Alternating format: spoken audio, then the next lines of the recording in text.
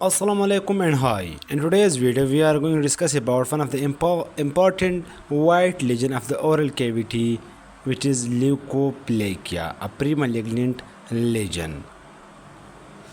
This is the clinical scenario-based question which will be asked or presented you in the exams or clinical scenarios. So you should remember these type of conditions.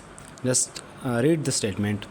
A 52-year-old male, a long-term smoker, visits his dentist for a routine checkup. During the examination, the dentist noticed a thick white plaque on the lateral border of the tongue. The plaque has a rough nodular surface and does not rub off. The patient reported that the lesion has been present for several months but is asymptomatic. There is no history of similar lesion. What is the most likely diagnosis? Just statement को याद रख के, conditions को याद रख के आपने सही ऑप्शन अभी पिक नहीं करना, अभी नहीं बताना. वीडियो के एंड पर आप खुद करेक्ट स्टेटमेंट बता पाओगे, लेकिन आपने जस्ट स्टेटमेंट को याद रखना है. ऑप्शन आप खुद ही वीडियो के एंड में आप खुद बताओगे. अच्छा, हमारे जो कंटेंट्स है आज की वीडियो के वो है introduction to leukoplakia, etiology of leukoplakia, clinical features of leukoplekia, varieties of leukoplekia, histopathological features of leukoplekia, and diagnosis and management of leukoplekia, and then we will ask assessment question at the end. Leukoplekia क्या है? Leukoplekia is a white lesion of the oral mucosa that cannot be rubbed off and cannot be characterized clinically or pathologically as any other condition.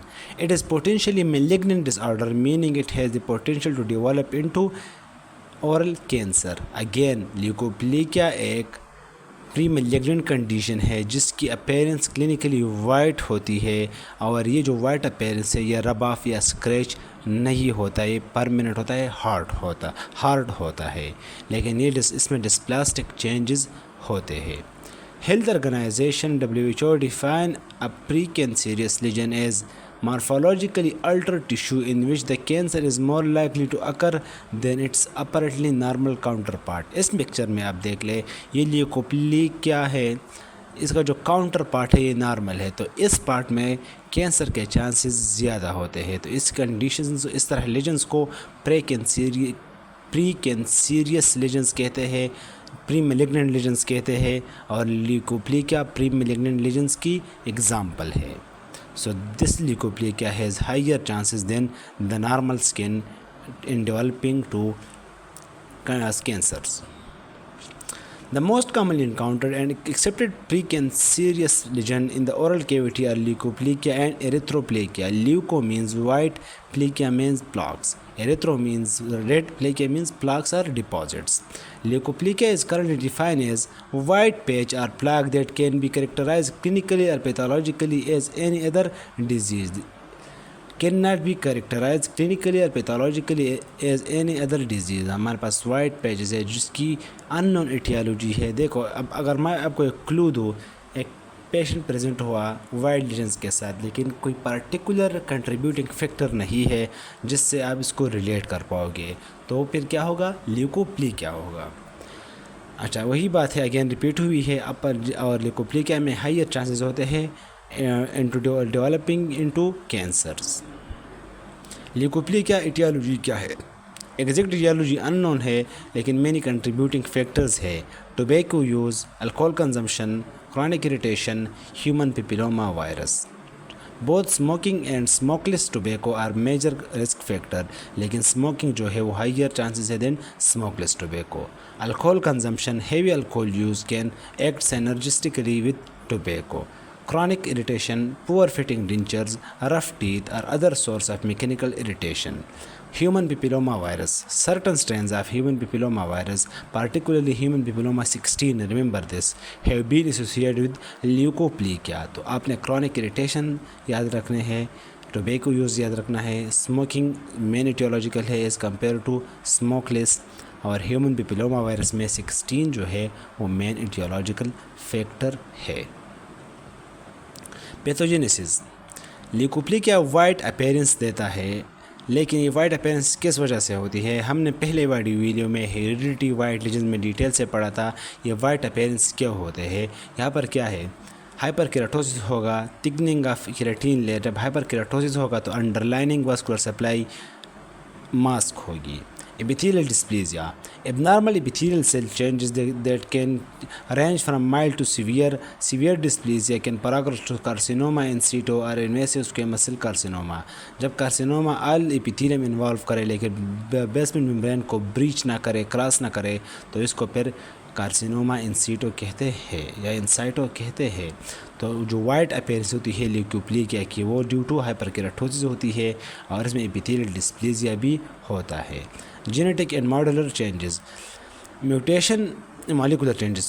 mutation in tumor suppressor gene and oncogenes, alteration in cell cycle regulation and DNA repair mechanism। तो ये जो hallmarks of tumours है, hallmark of cancer है, वो यहाँ पर visible होंगे। Mutation in tumour suppressor gene, alteration in oncogenes and DNA repair mechanisms, all these factors lead to cancer development। Clinical features क्या होंगे? Appearance, leukoplakia represents as a white patches or plaques that cannot be scraped off. These lesions can vary in size and shape and are usually well demarcated। तो ये हमारे पास scraped of नहीं होगा। White legion leukoplakia के अलावा हमारे पास candidosis में भी होता है, लेकिन कैंडिडोसिस इजीली स्क्रैप्ड ऑफ होते हैं। ल्यूकोइडीमिया भी एक वाइट लीजन है, लेकिन जब हम ल्यूकोइडीमिया को स्ट्रेस आउट करते हैं या स्ट्रेच आउट करते हैं तो वो भी डिसअपियर हो जाता है वाइट लीजन्स। तो ये क्लिनिकल डिफरेंसेस है, आपने याद रखने हैं। Location, common sites include the buckle mucosa, gingiva, tongue and floor of the mouth, so it can affect every part of the mouth.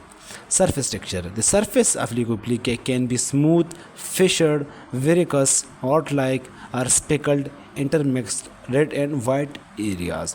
अगर wart-like है तो उसको बस verrucous कहते हैं या verrucous कहते हैं।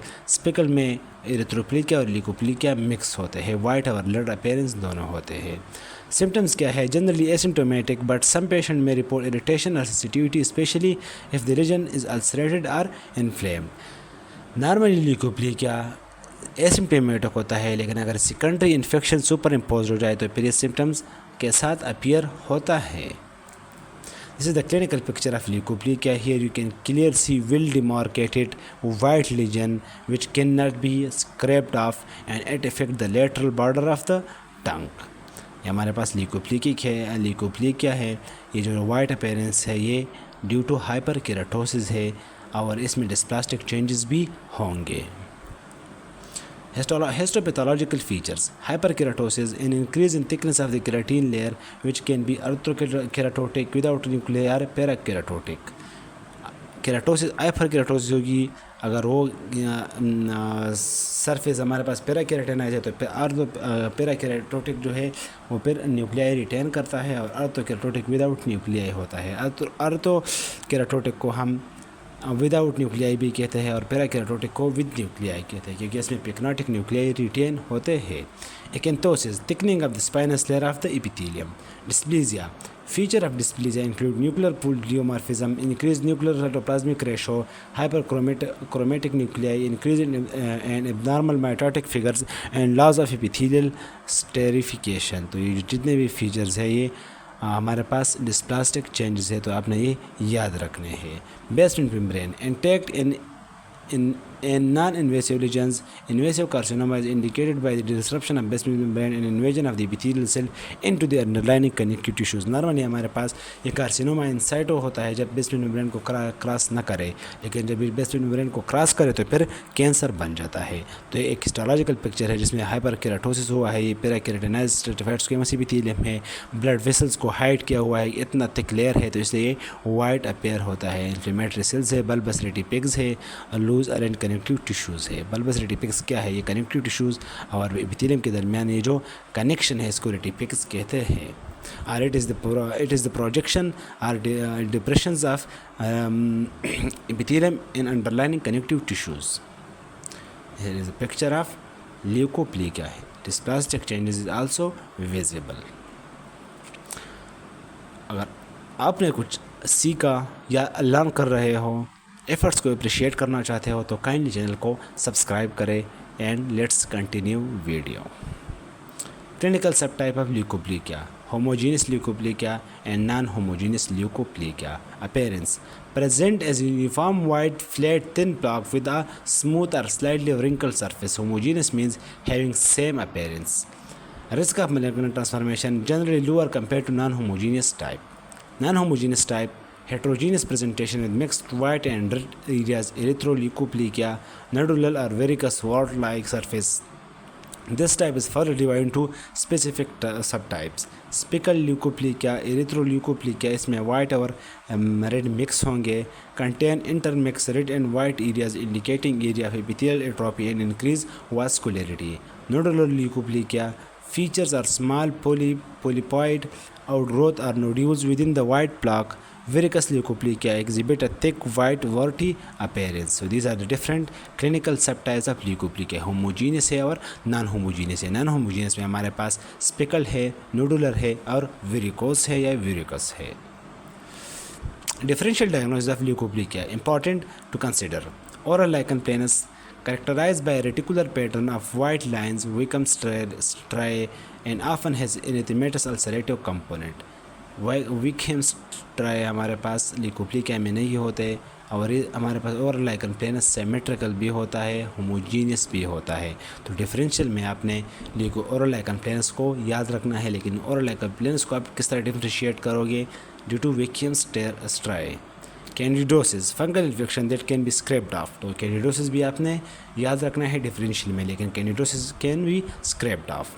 वाइट स्पॉन्ज नेविस एक हेरिडिटरी कंडीशन है, white lesion of the mouth है. हेरिडिटरी कंडीशन में thick white sponge plaque that appear in childhood. तो यहाँ पर चाइल्डहुड एक डायग्नोस्टिक फीचर है. ल्यूकोइडीमिया वाइट और greyish lesion that disappear upon stitching and mucosa. तो यहाँ पर आपने कंफ्यूज नहीं किया, ल्यूकोइडीमिया और कैंडिडोसिस में कंफ्यूज नहीं होना. कैंडिडोसिस डिसअपीयर होता है by scraping off, leukoedema disappear होता है by stitching the mucosa. Sorry for this. अच्छा, ये हमारे पास क्लिनिकल पिक्चर आप देख ले, लेकिन इससे पहले फ्रैक्शनल केराटोसिस भी एक डिफरेंशियल है. Due to chronic mechanical irritation usually resolves with removal of the surface of irritation. तो हमने एटियोलॉजी में पढ़ा था कि ल्यूकोप्लेकिया एक इरिटेट्स की वजह से भी हो सकता है, लेकिन जब इरिटेशन रिमूव हो फिर भी वाइट रीजन हो, सो दैट इज़ ल्यूकोप्लेकिया. अगर वाइट रीजन रिमूव हो जाए तो it is fractional keratosis. Clinical picture है, अब देख लीजिए कौन सा है. ये होमोजीनियस है, सेम अपीयरेंस है, ventral surface of the tongue involve है एंड आल्सो वेस्टिब्यूल्स भी इन्वॉल्व किए हुए हैं. आप यहाँ पर देख ले वाइट लीजन्स है. ये जो वाइट लीजन है ये कैंडिडोसिस के साथ भी आप डिफरेंशियल के साथ रख सकते हैं, और लाइकन प्लेनस के साथ भी, और हमारे पास वाइट स्पॉन्ज नेविस के साथ भी आप डिफरेंशियल में रख सकते हैं. ट्रीटमेंट क्या है, डायग्नोसिस किस तरह है? Clinical examination, identification of white patches that can not B rubbed of and exclude other causes. Biopsy essential for definitive diagnosis, especially to assess the presence and degree of dysplasia. Adjunctive test, use of toluidine blue staining, brush biopsy, also called screening biopsy, or fluorescence imaging can aid in identifying areas of dysplasia and early malignancies. तो आपने याद रखना है clinical examination है और biopsy है. Biopsy में specially brush biopsy use होता है, और इसके अलावा हमारे पास फ्लोरेसेंस भी यूज़ होते हैं. स्टेनिंग भी हम यूज़ कर सकते हैं, जस्ट लाइक टोलुइडीन स्टेनिंग. अच्छा, मैनेजमेंट किस तरह है? देखो, ल्यूकोप्लेकिया के लिए एक सिंपल पॉलिसी है, wait and watch policy. Normally हम देखते हैं ट्रीटमेंट प्रोवाइड करते हैं, लेकिन ये ट्रीटमेंट जो है वो डिफिनेटिव ट्रीटमेंट नहीं होता. हम ट्रीटमेंट दे देते हैं और फिर वॉच करते हैं, वेट करते हैं. Elimination of risk factor, cessation of tobacco and alcohol use, removal of source of chronic irritation, adjacent dentures और डेंटल रिस्टोरेशन. तो फर्स्ट हमारा जो अप्रोच होगा वो हमने अंडरलाइनिंग कंट्रीब्यूटिंग और एटियोलॉजिकल फैक्टर को मिनिमाइज़ करना है या रिमूव करना है. Regular monitoring, periodic follow-up with visual examination and repeat biopsies if necessary, especially for lesion with dysplasia. तो वही बात है, रेगुलर मॉनिटरिंग आपने करनी है. Medical management, topical treatment is retinoids have been explored but with limited success. Retinoids भी हम दे सकते हैं लेकिन इसकी जो सक्सेस रेट है वो बहुत ही कम है। Surgical management excision of leukoplakic lesion particularly those with moderate to severe dysplasia are those that do not regress with conservative measures. Method includes scalpel excision, laser ablation and कायरोथेरेपी। कायरोथेरेपी हमारे पास एक frozen method होता है जिसमें हम remove करते हैं एक कायरोस्कोप के through. Chemo prevention investigational approach using agent like retinoids, carotenoids and other antioxidant to prevent malignant transformation. तो ये भी हम एक अप्रोच है कीमो प्रिवेंशन जो कि हम ल्यूकोप्लेकिया को मैनेज करने के लिए अडॉप्ट करते हैं। So that's all, the most important part just arrived, the quiz time. Let's put your knowledge to the test and start the quiz. But before starting the quiz or MCQs, a simple and humble request, please subscribe the channel and appreciate my efforts. Scenario को आप पढ़ लें। 50 यही वही scenario है जो first में हमने दी हुई थी, लेकिन आपने अब बताना है। A 52-year-old male, a long-term smoker, visited his dentist for routine checkup. Long-term smoker है, एक etiological factor already आ गया। During the examination, the dentist noticed thick white plaques on the lateral border of the tongue. Again, एक दूसरा indication आया lateral border of the tongue involved है जो कि thick है, white है। The plaque has rough nodular surface and does not rub off. Again, rub off नहीं हो रहा। तो तीन हमारे पास सिम्टम क्लिनिकल पिक्चर्स आ गए, तीन क्लूज आ गए। The patient report that the lesion has been present for several months but is asymptomatic. Fourth हमारे पास क्लू आ गया। There is no history of similar lesion, what is the most likely diagnosis. तो आपने diagnosis खुद ही बताना है ये कौन सा होगा। हमारे पास होमोजीनियस ल्यूकोप्लेकिया है क्योंकि सिमिलर अपीयरेंस है। अच्छा, ये आपने बताना है ट्रीटमेंट ऑप्शंस। वीडियो को पॉज करें या स्क्रीनशॉट लें और आंसर बताएं। अगर आपको आंसर नहीं आता तो मैं कमेंट सेक्शन में आंसर पिन कर दूंगा डिटेल्स के साथ। So that's all, thank you so much for watching.